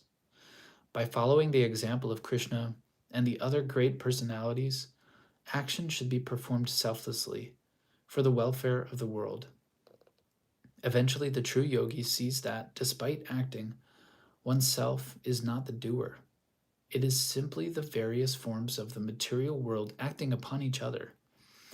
Krishna concludes chapter 3 by stating that the root cause of deviating from the path of yoga is desire. It clouds our vision and prevents us from realizing true knowledge. As a result, we should strive to conquer this enemy through our spiritual practices. Verses 1 through 2, Arjuna's question. Arjuna says, "If, O Krishna, you consider intelligence to be superior to action, why do you urge me to engage in this terrible deed? You confuse me with the statements that seem to contradict each other. Tell me for certain the way I can reach the highest good." In deep attention, Arjuna has been listening to Krishna, but inside of himself he is not fully cleansed. That doubt is still there. That mind is still active. He wants to understand in depth the knowledge that the Lord wants to give him. He's asking, how can I do certain duties, have certain responsibilities, certain relationships, but not attach myself to them? Krishna is talking to Arjuna, but in reality he's talking to everyone. Because he is not talking to a person, he is talking to the soul. People may differ in beliefs, they can differ in faith, but knowledge, true knowledge, is universal. Even if Bhagavan Krishna has talked about Jnana Yoga and has given Arjuna this knowledge, they're not on the same wavelength. They were not on the same wavelength. Their vibration is different. Bhagavan Krishna is the Supreme Lord himself, so when he is talking, he is in his fullness, whereas Arjuna is listening, but he is still on in a lower level. He has to rise to the same level so that he can understand. Here, Krishna is not just talking about the knowledge that you read in a book or that you hear from others. He is also talking about the inner knowledge, how to attain God consciousness. Arjuna surrenders to the Lord.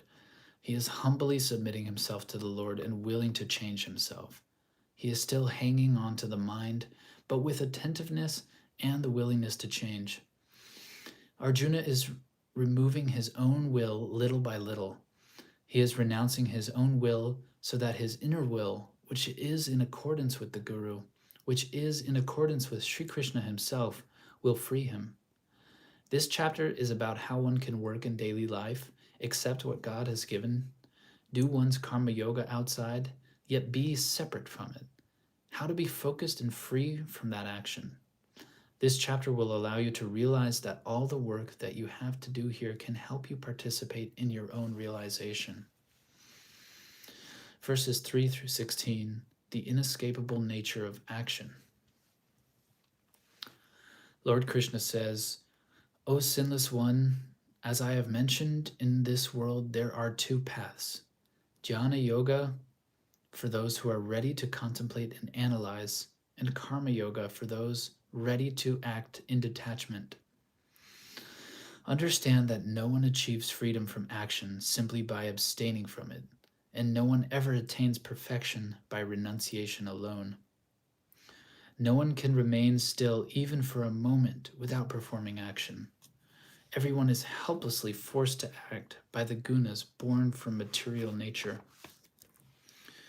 One who restrains the organs of action whilst still contemplating on the objects of the senses is deluded and a hypocrite.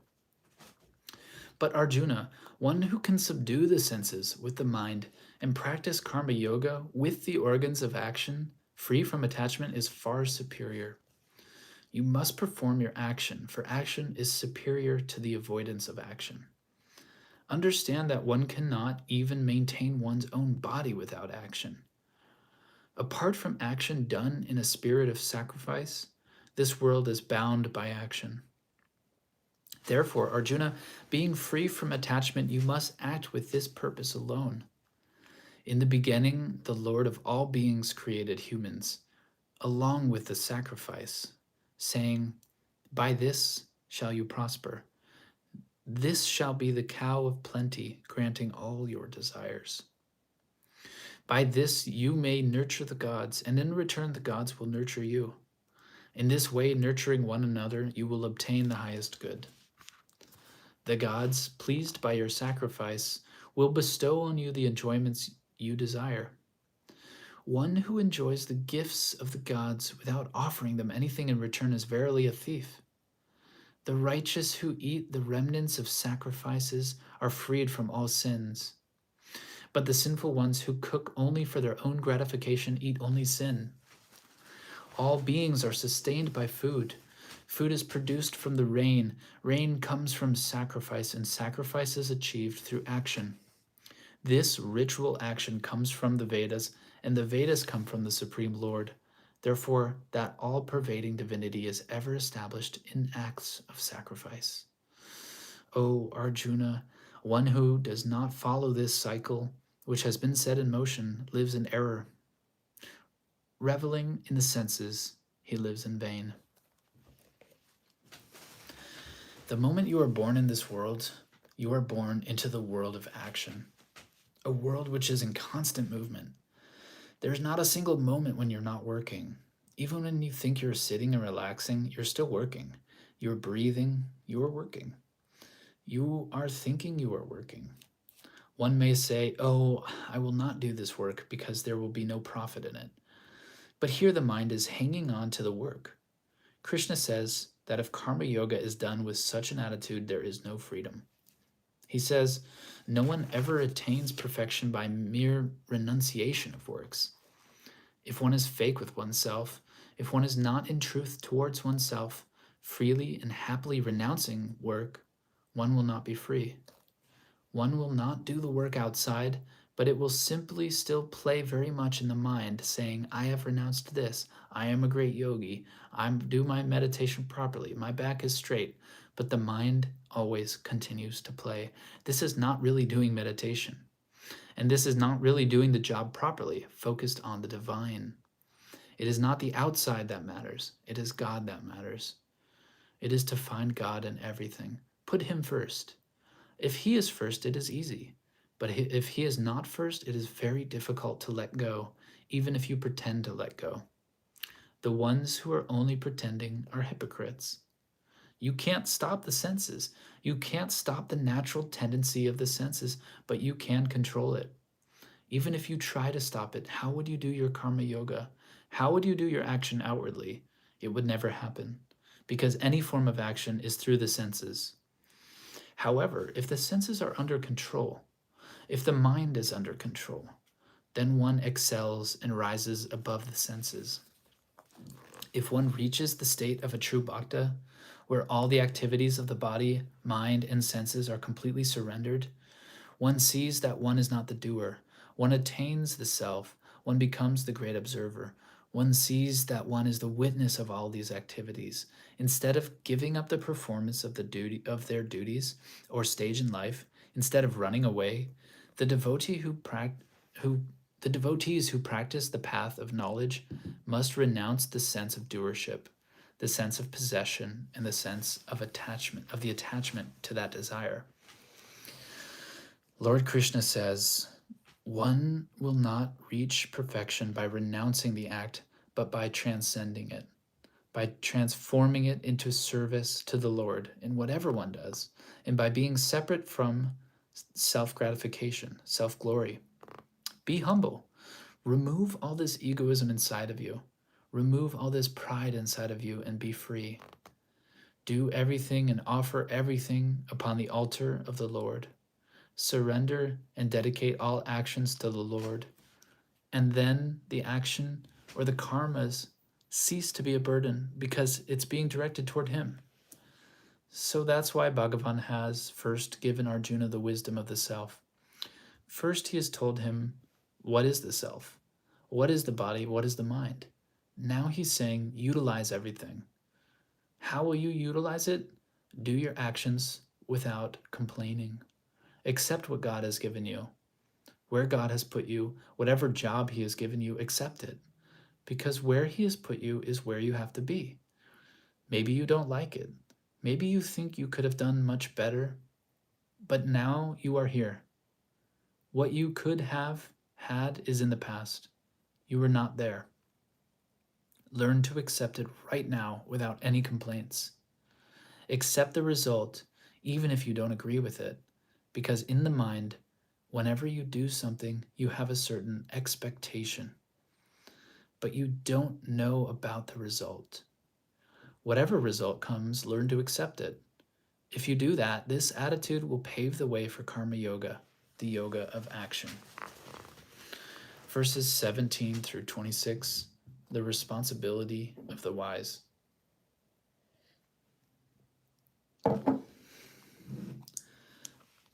But the person who delights in the self, who is satisfied with the self, who rejoices in the self, for him there is nothing left to achieve. For such a person, there is nothing to gain from renouncing or performing action, nor is he dependent on any other being. Therefore, always perform that work which ought to be done without attachment. For one who acts without attachment attains the supreme. Verily, by karma yoga alone did Janaka and others reach perfection. Indeed, you should act bearing in mind the welfare of the world. Whatever an eminent person does, other people also do. Whatever standard that one sets, the world follows. For me, O Arjuna, there is nothing in all the three worlds which needs to be done, nor is there anything for me to gain. But despite this, I continually engage in action. For if I did not continuously engage myself in action, the world would follow my example. If I did not perform action, these worlds would perish. I would be the author of confusion and the cause of destruction for living beings. Arjuna, just as the ignorant act without attachment to their work, Arjuna, just as the ignorant act with attachment to their work, so should the wise act without any attachment, thinking only for the welfare of the world. The wise should not disturb the minds of the ignorant who are attached to work. Instead, by performing work with devotion, one should inspire others to do likewise. The realized one doesn't look for any personal gratification. There is no obligation for him to do something or not to do something. In the scriptures, there are many rules about what one has to do, what one has not to do. The Vedas are full of these rules. But here, Lord Krishna says that one who is completely surrendered and realizes that it is only God, Lord Narayana himself, who is doing everything, is not bound by what he has to do or not to, or not do. He's not bound by his activities. He's not controlled by the senses, nor is he controlled by the scriptures. The scriptures don't compel him to do or not to do anything. He doesn't have anything to abandon, nor can he fail by not doing something. Why? Because he is guided. All his actions are guided by the Lord himself. He's not bound by his own mind. Here Krishna says to Arjuna, this is another level now.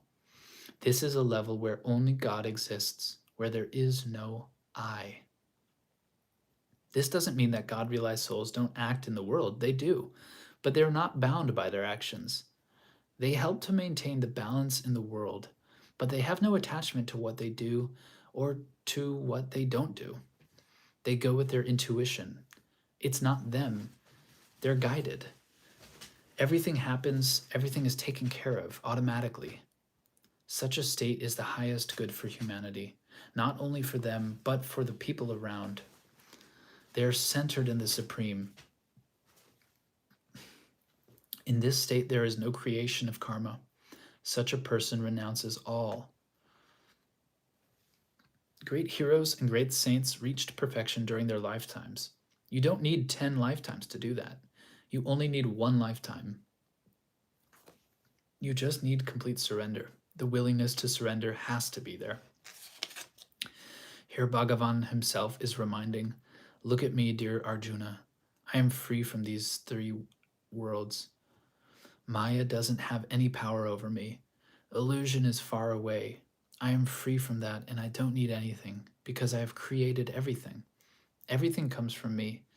I am in everything, but I'm doing my duty, not running away from my duty. I have taken this form for a purpose. The Lord is the ideal person. He never neglects his duty, because he knows that if he does, others will take him as an example. Thus, this will bring great imbalance to the world. Set an example, my dear Arjuna. People will follow that example, and people will also be strong. Be strong in your faith. Be strong in your path, so that you can help others to find their way in life. If God has given you a certain duty to do in life, he has given you a family to look after. If your duty is the family, do your duty properly. If you are a mother, be a good mother. If you are a father, be a good father. If you're a husband or a wife, do your duty accordingly. But when you do your duty in the world, it can be a blessing to others. Your children watch you. Your children learn first from you. When they look at you, they imprint your example into their lives, and they will pass on this imprint to their children later on. If you are depressed, if you are weak, that's what you will give to your children, to humanity, to the world. Krishna says, there is salvation for all. Even if there is a very egoistic person, there is salvation for him. There is also salvation for people who are into the mind. Nobody is completely lost. But he says, go slowly. Let them first see the changes inside of you. Be the example. They will change. Be patient. They will learn to be patient. Be loving. They will learn to love. Be strong. Verses 27 through 35, Transcending the Gunas and Karma. All actions are being performed in every way by the Gunas within material nature. One whose mind is deluded by the sense of individuality thinks, I am the doer. But he who knows the truth, O mighty armed one, sees the difference between the gunas and actions. He recognizes how they act on one another, and through this awareness, he remains unattached. Those who are deluded by the gunas within material nature are attached to the actions produced by them. However, one of perfect knowledge should not unsettle the ignorant who do not see the whole truth. Dedicating all your actions to me, with the mind centered in the self, free from desire and selfishness, with your emotions held in balance, you should engage in battle. Those people who have faith, who are free from envy, and always practice this teaching of mine, will be released from karma. But those who disregard my teaching and those who do not practice it, know them to be seriously deluded, devoid of reasoning, and therefore lost. Everyone follows their nature, even an enlightened person. So what will repressing it do? Desire and aversion arise when the senses rest in the objects they perceive. One should not allow oneself to come under their sway, as they are obstacles on the spiritual path. It is better to carry out one's own duty incorrectly than it is to carry out the duty of another perfectly. Death is better in one's own duty, for the duty of another is filled with danger. Lord Krishna says that you just need to have faith and trust in him and try to follow what he says. He is not imposing. He just says, try it. He is talking to whoever believes in his word, whoever trusts and tries to put into practice in their life what he is teaching, whoever tries to awaken his love inside themselves and love as he loves the world, they will be released from the bondage, from the effect of the three gunas. They will be free from the cycle of birth and death. He is giving his assurance to everybody and to the people of all nationalities, creeds, colors, and castes.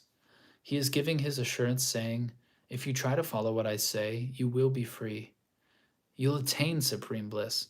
If you surrender all your actions to me, it doesn't matter what you do. You'll be transformed. And I assure you that if this is done, if you are practicing your sadhana, or if you are not practicing your sadhana, you'll attain salvation. Krishna emphasizes that the evil, which is described in the scriptures, comes from attraction and aversion. On the other hand, normal deeds, inspired by faith and devotion, make one strong, make one renounce all evil deeds, and make one free. Letting go of the vices which are cherished in the heart, one should devote oneself to God, devote oneself to devotional practices by keeping the mind focused on the divine. If one does such an action, it will only bear good deeds. Even if someone is in the outside world and can't let go of the world, but the mind from time to time runs to the divine even for 5 minutes a day, just by doing that, one will be free.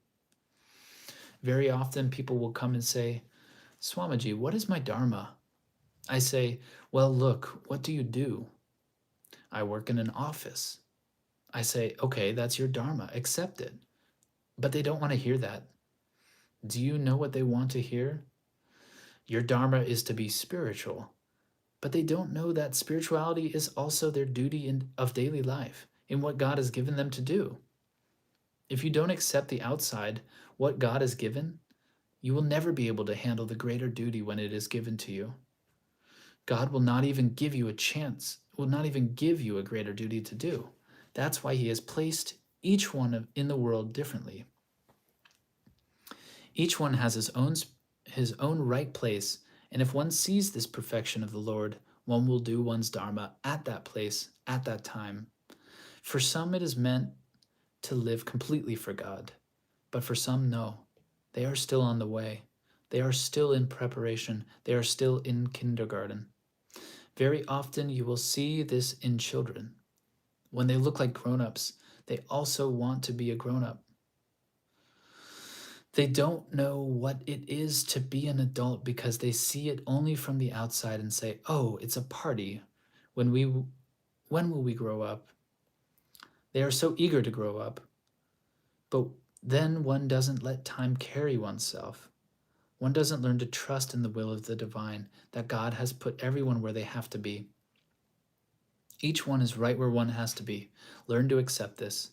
If you start to fight, of course, your mind will say, oh, how wonderful it would be if I moved there. But if you do not go to the right place, this will create a complete imbalance inside of you. And then this confusion starts happening inside of you. You go backwards.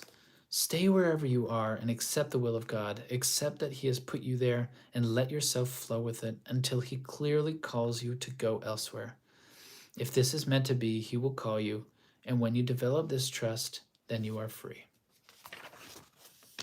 Krishna says to Arjuna, be centered in your duty, even if it is without any merit. Don't try to run away. This would be the reaction of a cowardly person. Better is death in your own duty when God calls you to your true dharma, to do what you have come to this world to do. If you die in that, it is your salvation. Verses 36 through 43. Desire is the great enemy of the wise. Arjuna says, but what is it, Krishna, that causes one to stray, even against one's own will, as if compelled by some force? Lord Krishna says, it is the desire born of the Gunas, of Rajas, and of the resulting anger. That is the all-devouring, sinful enemy of the world. Just as a fire is enveloped by smoke, a mirror is covered by dust, and an embryo by the amnion, so is this world enveloped by desire. O Arjuna, knowledge is veiled by desire, and desire is therefore the greatest enemy of the wise. Desire burns like an insatiable fire. The senses, the mind, and the intellect are said to be desire's abode. Through these, desire deludes the embodied self by concealing its wisdom. Therefore, O Arjuna, you should control the senses first and slay the source of sin that destroys both knowledge and discrimination.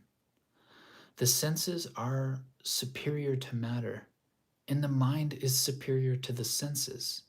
The intellect is higher than the mind, and the self is even greater than the intellect.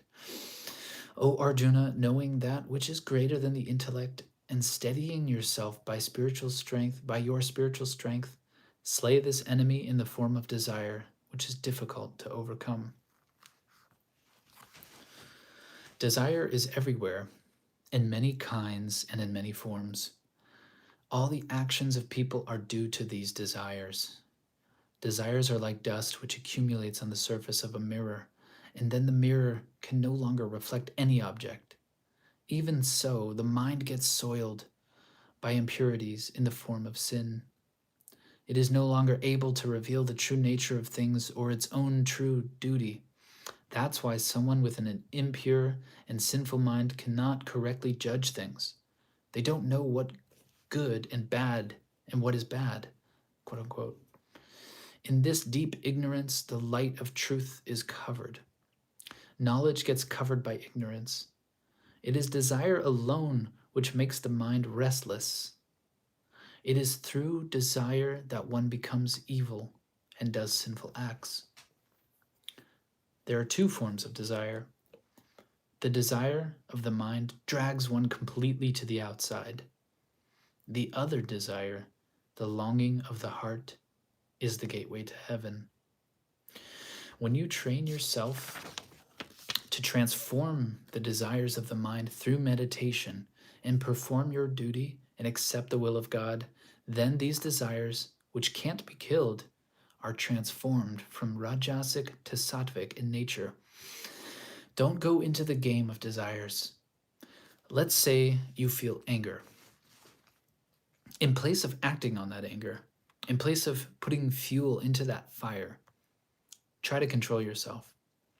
The anger will leave you and transform itself.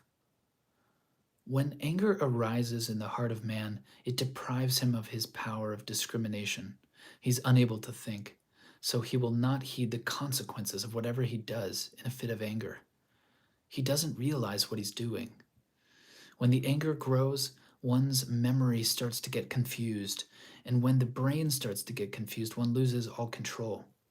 One forgets about relationships. One forgets about everyone around. One also forgets what one has to do or not to do. In this state, one is unable to plan. One doesn't have any determination. One loses all reasoning. When one doesn't control the senses, one is reduced to this state. And when a man is reduced to this state, it becomes easy for him to abandon the path of duty, the path of dharma. It becomes easy for that person to lose himself. If someone doesn't take advantage of this human life to realize and attain God realization, attain the grace of God, or to receive his vision, this life is wasted. In this lifetime itself, you can attain God. This is mercy. God loves you. God cares for you. God incarnates. God traces your life and makes everything possible for you to realize him. But he can't force you to do it. He shows you the way to come to him through his love. He says, I am waiting for you. Please come, realize, awaken. First, do your effort, control yourself. I will help you. Lord Krishna says, first control the senses. They are easier to control because they are outside. Control too much sleep. Control what you are eating. Control what you are doing in your actions. Control the mind. Don't let the mind dwell on the attraction of worldly, perishable things, which will bring you sorrow. Use all the senses, transforming them by serving God, by hearing his glory, by chanting and by concentrating on the divine names, on the different names of God. Use the hands, the touch to serve God through the action. Like that, you don't go into the game of worldly enjoyments. Keep yourself busy with the right things. If you start running after these desires, if you entertain them in the mind, it will destroy knowledge and discrimination. Desire destroys the greater knowledge inside, that knowledge of the divine. It is through this knowledge that the divine acts inside people. If this knowledge is veiled, then life will be very difficult, because one will not be guided by knowledge and discrimination. One will always feel self-pity and sadness. Krishna says to Arjuna, be knowledgeable about the self. Have the power to discriminate, because if you have knowledge and the power to discriminate, desire has no power. You can uproot desire itself and transform it. In karma yoga, if you do everything in this world with an attitude of surrender, you will attain him. Krishna says to Arjuna, without controlling the senses, it will not be possible. If you give in, you will bring about your own damnation. But with control, you will free yourself. It is in your hands. God will help you when you start helping yourself. Once you take your first step, he will give you courage. He will give you support. He will bring you to where you have to be. Chapter 3, key verses, key terms. Chapter 3 verses, key terms. Jnana Yoga, the path of external renunciation, where outside activity is given up in pursuit of inner inquiry. Janaka, a great king who achieved realization through the practice of karma yoga, an ideal example of one who acts in the world but is detached from his actions. Rajas, the guna relating to the quality of passion, activity, endeavor, anxiety, and frustration. People predominated by this guna are impelled by their desires and live a life of intense, restless action. Chapter 4, Jnana Vibhagna Yoga, the path of knowledge. All right, saving that one for next time. Pretty much out of my voice. Thank you for watching. Jai Gurudev.